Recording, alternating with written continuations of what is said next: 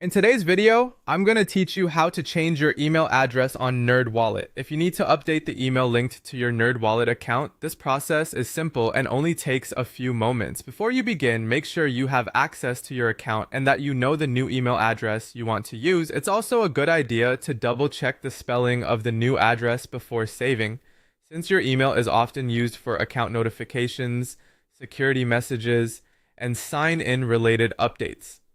To get started, open Google Chrome on your computer.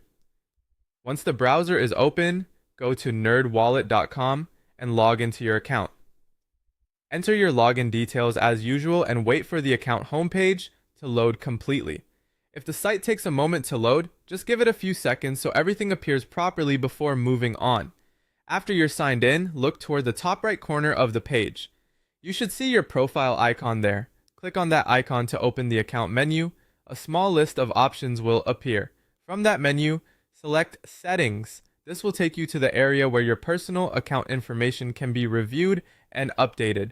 Once you're in Settings, look for the Account Details section.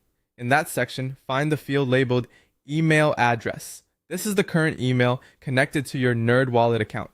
Click into that field, then type in the new email address you want to use. Take your time here and make sure everything is entered correctly, including the domain name, because even a small typo could cause problems with receiving messages from the platform. When the new email address is entered, click Save. This confirms the change and updates your account information. In some cases, the website may take a moment to process the update, so wait until you see confirmation that the change has been saved successfully. And that's it. Your email address on NerdWallet has now been updated.